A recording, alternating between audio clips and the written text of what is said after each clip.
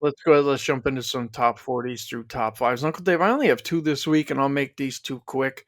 I'm going to go ahead and play top 20 Harris English at 2-1. Harris English won at the Farmers, so why the hell not go ahead and put him in there? The dude can putt. I think he probably ends up, having a very good, confident week here, and top 20 is not asking too much, especially, getting 2-1 with him. And then I'm going to go right back to that guy that I plugged in as a first round leader that did well here as well. Top 20, Sung Jae-Im at plus 110. I think both of these guys are ripe to potentially end up not just within the top 20, but I think there's a chance that these guys, could flirt with maybe winning this tournament. So those are my only top 42, top fives are Uncle Dave, top 20 Harris English, top 20 Sung Jae-Im. That's what I got. What are you looking at? Well, I'm going to endorse both of them, Sleepy, because I also have Sanjay in, but I took him top 10 plus 240, and top 10s are probably better bets for me than top 20s. My guys have either been in the top 10 and I should have been in there, or been outside the top 20. So I'm gonna up the ante here a little bit. But Sanjay was, as you mentioned earlier, he was inside the top 10 at the Farmers, which was played on this course. I don't love the fact that he shot a 75 Sunday, but course familiarity here, that he's really done well on this course, can overcome that. And I'm going to endorse another one of your boys, Jason Day.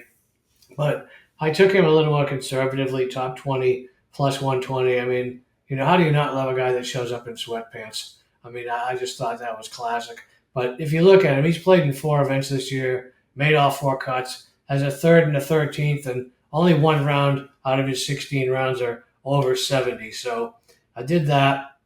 I rounded out. I took Taylor Pendrith at top 10 plus 275. Again, he was T7 here 3 weeks ago. But, more importantly, the fact that he was 13th at the Tournament Champions in Hawaii and ninth at the AT&T with a bye week last week.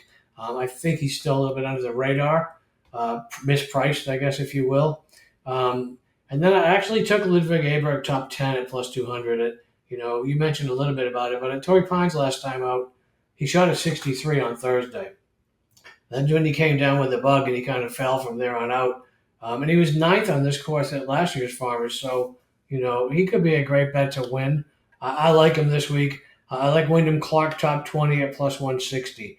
I considered him higher, Sleepy, but that's a guy that seems to own me. But based on his recent form, I had no choice. There was a time on our cards that we had him somewhere almost every week. And he can still go either way, but he's had two top 20s in 4 events this season. I got to have him somewhere at plus 160. And that would be it, Sleepy. There's 5. Yep. Sanjay, Taylor Pendrith, Oberg, Clark, and Jason Day. Trivia question for you there, Uncle Dave. Last week, who was the first round leader? Was it Wyndham Clark? It was Wyndham Yeah. Clark, and I was And kicking myself in the ass going, I can't believe, the first podcast back, and we don't take Wyndham.